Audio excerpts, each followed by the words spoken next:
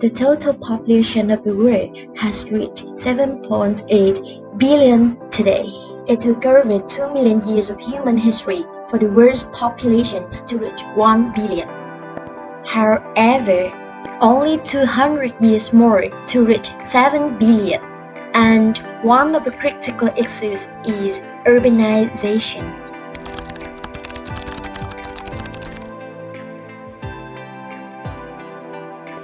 Urbanization brings about economic benefits, higher living standards, and so on. It is estimated that by 2030, more than 55% of population in Asia will be urban. So, does the increase in the urbanization rate cause any problems? In this video, we will show you guys in detail with clear examples of China, a developed country, and Indonesia, a developing country. Now, first look at the table of content in this video. The first idea we're gonna go through is the population and urbanization trends in China and Indonesia. In the next part, environmental issues are mentioned. Having understood the critical problems, we jump into the solutions of China and Indonesia. The following part is the difference in the settlements of those countries. Lastly, we have the differences in how China showed the problems compared to others in other continents. So, let's begin now. Hello everyone, my name is Tao, and now I'd like to talk about the population and urbanization in China and Indonesia. First of all, let's talk about the population in China. China experienced dramatic declines in birth and death rates over the past 50 years, and the government implemented revolutionary and controversial policy to improve health and slow population growth. With 1.3 billion people, China remains the world's most populous country, but it has lower fertility than the United States and many European countries. Fewer children, later marriage, and longer life expectancy have affected family structure and create new challenges. The growing proportion of elderly in China is beginning to strain both national and family resources. And that is the population in China. Turn to the urbanization in China. China is about to reach a milestone in its economic transformation in the next couple of years. For the first time in the country's history, urban region will outnumber rural one. China's city have ballooned in recent years as migrants from the countryside have surged into find work, and this process of urbanization is a crucial driver of China's economic growth. Many researchers, China's urbanization is running into difficulty. Young people have left the country to live. Many villagers with elderly people and children, and the young migrants get older. Some Chinese economists say it is time to privatize rural, and this will allow farmers to sell it and start up. And that is about the China, the population and urbanization. Let's now turn to the Indonesia. Next is about the population of Indonesia. With a population totaling around 260 million individuals, Indonesia is the fourth largest country in terms of population size. When the island of Sumatra is included, approximately 80% of Indonesia's total population, indicating a significant population concentration in the western part of the country. And the most populous province is West Java, with more than 43 million people, while the least populous province is that of West Papua in the far eastern region of Indonesia. In that country is about 761,000 people. And you can see on the picture here is 5 most popular province in Indonesia. The United Nations, you can say UN only state that the population of Indonesia is estimated to exceed 270 million by 2025. let's talk about the urbanization in Indonesia.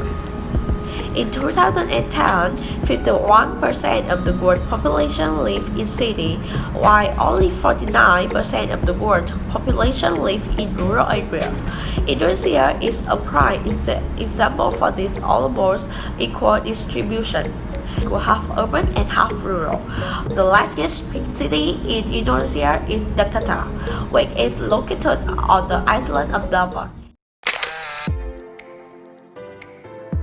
Hi, my name is Tuying. Then I'm going to talk about the environmental problem in China and Indonesia. Firstly, we start with the one of environmental issues in air pollution. There are some negative effects of outdoor air pollution in China such as acid rain, ozone depletion, global warming, and climate change. On January 4, the Beijing government issued a red alert, the highest level of smog, and a yellow warning for fog. Out of the 20 cities on red alert, the other 21 cities on orange alert, the second highest level of alerts in 4 steps. In addition, air pollution directly and seriously affects the daily life of the people in this country. Example, in Beijing, the car cannot be controlled because of fog, a part of flights were cancelled, while schools were temporarily closed. Across China, dense haze occurs in 25 over 31 provinces, sweeping over 1.4 million square kilometers and affecting more than 800 million people. Next, Indonesia is also one of the countries with the most pollution in the world. In accordance with the World Health Organization guidelines, the air quality in Indonesia is considered moderately unsafe, with more than 3,600 forest fires happening regularly. Particularly matter is 2.5 fires is always at a high level. Contributors to poor air quality in Indonesia include the mining and oil and gas industry, automobile manufacturing, vehicle emissions, and forest fire. Secondly, not only is the atmosphere seriously polluted in a large area, but the water is also contaminated with pollution and damage enough mine. The water pollution in China seems to be the country's worst environmental problem. According to a report released in January 2016, testing data at groundwater in China, rainfall water accounts for 32.9%, with the type of the water used in industry and does not come in direct contact with the human body. And rainfall water accounts for 47.3%, with the type of water used in agriculture, and water for landscape has common requirements. Therefore, over 80% of groundwater in China is seriously polluted and cannot be directly used. Next, we move to the water pollution in Indonesia. System is the source of drinking water for dozens of households has become the most polluted river in the world. It's estimated that 1,000 factories along the river discharge waste into this place. Moreover, a study by the University of Georgia, USA has shown that 28% of fish consumed in Indonesia contains microplastics, which are potential damage to marine ecosystems and human health. And the cause of pollution was due to chemicals from industrial waste. Hi, my name is Haifu. I will show the solution to solve this problem of China. Regarding air pollution, the government prohibits new coal-fired power plants and shut down a number of old plants in the most polluted regions, including city clusters of Beijing, Tianjin, Hebei, and the Pearl and Yangtze deltas. Large cities like Shanghai, Shenzhen, and Guangzhou registered the number of cars on the road and started introducing own electric bus fleets. The country reduced its iron and steel making capacity and shut down coal mines. The government also introduced aggressive afforestation and reforestation programs like the Great Green Wall and planted more than 35 billion trees across 12 provinces. The earlier air pollution action plan, released in September 2013, may have been China's most influential environmental policy of the past 5 years. But even so, no Chinese city yet reached the World Health Organization recommended annual average 2.5 by PM level of 10 microgram per cubic meter. The new 2018-2020 3-year action plan for winning the Blue Sky Award, the 3-year action below, is regarded by many as the second phase of original air pollution action plan. The new action plan focuses more on ozone, which is created when volatile organic compounds react with nitrogen oxide. It has target for both VOCs and nitrogen oxide emission reduction of 10% and 50% respectively by 2020. In 2014, Premier Li Qiang set aside $330 billion to tackle water pollution, drinking water standards, wastewater treatment, and pollution control all receive attention in order to reduce water pollution by 13 and 50%. The 13th five-year plan in 2016 set specific goals for water consumption and water quality. The plans aim to reduce water consumption by 23% from 2015 levels by 2020, to upgrade urban sewage facilities, and to increase rates of wastewater treatment. Hi, my name is Hung Ye, and I will present the solution to solve this problem in Indonesia. About air pollution, Jakarta regularly organized Car Free Day on several major roads in Jakarta. It has introduced a system of odd-even number plate access. It encourages the use of environmentally friendly fuel gas, as well as monitor non-moving emission sources from industry in the Jakarta area. For indoor air pollution, Jakarta had regulations to enforce non-smoking area, especially in school, office, and shopping centers. In terms of water pollution, Jokowi was elected on a broad development platform in 2014.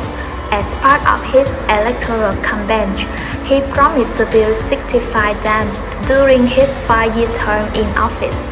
The Indonesian government continued to focus on improving the amount of water available to the agriculture sector. There are currently 22 dams under construction across the archipelago, and 9.12 trillion rupee, equivalent $952 million, has been earmarked to begin building another 8 in 2016. So, the reason why two countries have different solutions about this problem is that in developed countries like China, it is rich and strong. They have invested money on science and technology to reduce air and water pollution, while developing countries such as Indonesia are opposite. It's mainly about raising awareness for their citizens via environmental campaigns. In terms of Indonesia, the policies are not tight, mainly in the short term, while China has long-term policy.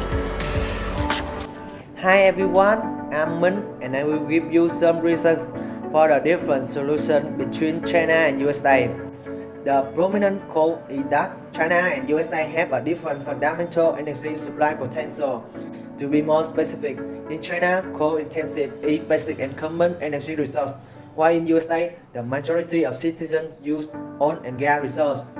Moreover, the burning cost emits approximately 2 times the carbon per unit of energy than natural gas. It means that China is more polluted than USA. Additionally, USA has benefited from a very favorable natural gas market, while China has not. Therefore, to maintain the economy but still reduce the carbon emissions, the Chinese government is gradually addressing carbon emissions from existing coal plants to government-imposed mandates and standards, and also building a number of new coal plants with ultra-supercritical thermal power technology. While US government efforts have been more indirect and tied up in the cost. Now we come into the conclusion.